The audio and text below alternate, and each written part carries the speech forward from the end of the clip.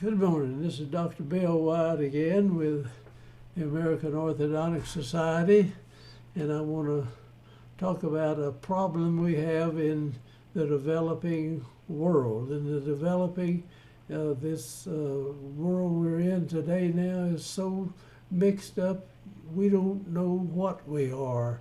The DNA people go in and say, well, you've got so much percentage is an African person, somebody else is so much percentage is German or French or English or Russian would want to be, and there are other things that tell where you came from and what actually you did, and they can tell things about you with your DNA.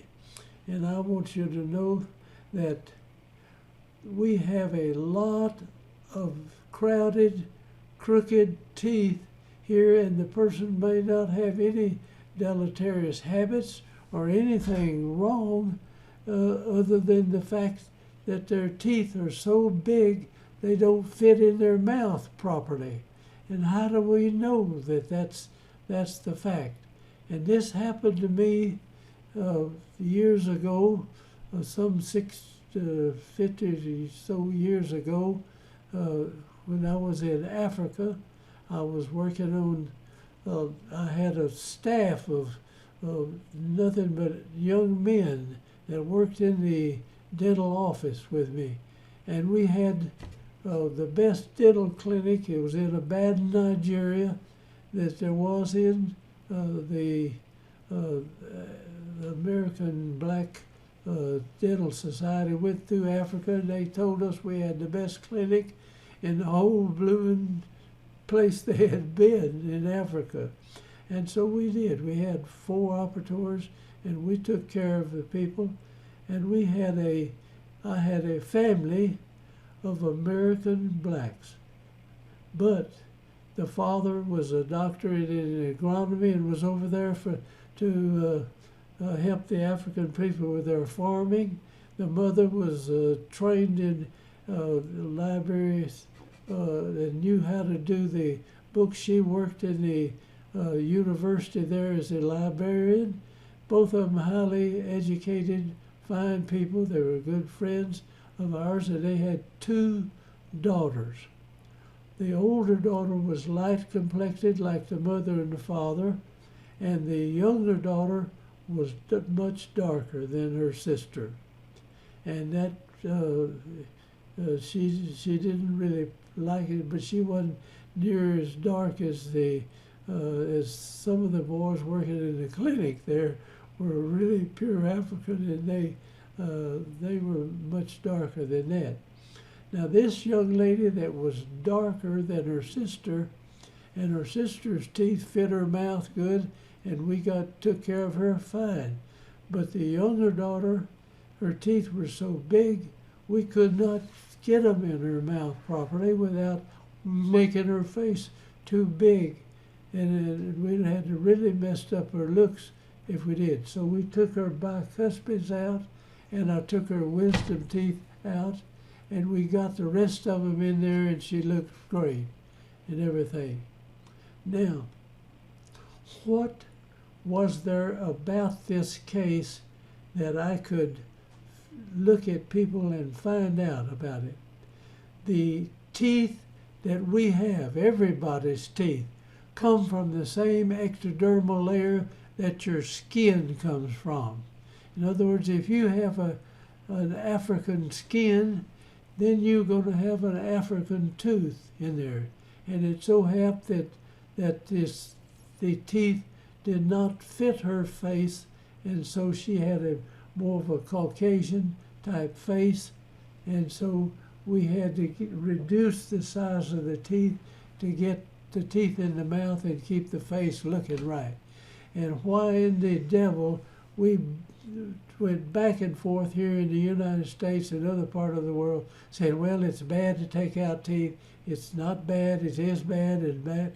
And finally people settled on the idea that some people really need to have some teeth taken out. I have a Hispanic guy working for me. He's the best guy in the world, and he's full-faced and his teeth are large. I did his daughter's teeth, and she had her daddy's large teeth, and I took her bicuspids out and straightened her teeth up, and she has the most beautiful teeth you ever saw, and she's still a little bit full in the face. Now that works here everywhere we go. There are people who have large, one side of the family will be a large, broad-faced person, and they will have teeth that are the same skin that person has. She'll have teeth like her skin. And if she has a broad-faced person's skin, she's going to have a broad-faced person's teeth. And if the teeth are bigger and won't fit in the mouth of somebody that's a narrow-faced mother and a big, broad-faced man, then you should take out teeth. There is no question about it if you want to make the person look good. And that's why we have a tremendous amount of malocclusion in the United States. That's one of the reasons. That's not the only reason. And a lot of the other reasons are we live in, I'm going to put out this is one of the biggest reasons, the mixture of people. And we get a large bone structure person, and then a small one, and you put them together, and if they get the tooth gene, they're going to have a crowded mouth, or you're going to have a problem. And it's these people that run around, and in our own organization, we got people that run around saying, well, we don't want to take out any teeth. Well, what the silly reason they do? They back up all the teeth and then extract the wisdom teeth as if the wisdom teeth weren't teeth. Why not take the teeth in the middle of the deal and pull these forward a little and these back a little? And we've done this where we would save the wisdom tooth a lot of times and trade it for a second bicuspid. If you take the second bicuspid, the wisdom teeth move up much faster, and you lose very little profile in there. This is the way it ought to be. And it just bothers me that we think we don't look at the parents and the people where they come from. That's why they have these big teeth like that. So look at the history of these patients, and we'll figure out what it is. Now, the other main reason for having problems here in the United States is that we've got so many allergies now, and I'm loaded with them too, and you can't breathe at night. You breathe through your mouth, and if you breathe through your mouth, there's no way that your teeth can be straight on their own. You've got your tongue to breathe through your mouth. Your tongue has to be on the bottom, and if your tongue's on the bottom, your lower teeth are going to spread out wider than your upper teeth. One of the young men in our organization asked me, why on earth do we have so many crossbites? Well, it's simple. We have so much allergy and so much breathing problems, and we've got people running around breathing through their mouths, and I'm one of them. And my lower teeth are wider than my upper teeth that should be, and they meet cusp to cusp, and I bite my cheeks when the upper teeth should be out over the lower teeth, and when you bite too, your upper teeth keep the cheek from slipping in behind the teeth. Now, these are the two big reasons for malocclusion here in the United States, and then another one is decay, where the teeth drift and everything by people eating too much sweet stuff. And I'm going to have to tell you this tale from Africa. I worked over there for 3 years, and I went into schools. I would go take the whole staff and go do the work the dental work in a school. I went to it wasn't a small school, it wasn't a big school, but they had a lot of kids there, up to around 12, 13, 14 years of age. I straightened every tooth in that school. I pulled one extra supernumerary tooth out, and that kid's teeth straightened up. The rest of them had straight teeth.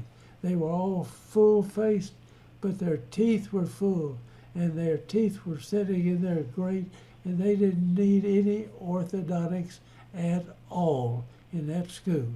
I filled all their cavities, and I filled 12 cavities, and the boys at the office cleaned all their teeth and everything, and I filled 12 cavities in that whole school. None of those kids ate anything sweet. I mean, they wouldn't know what a piece of pie was. Yet, those kids could graduate, and if they were real smart, they sent them to England to go to college or some other else, and the British were the biggest sugar candy eaters in the world, and they have about the worst teeth, or they did then. And so this is another big reason for having bad teeth. Now, so here these people, the same generation of people for years, they had no crowded problem. They had no decay problem from sugar, and that was safe.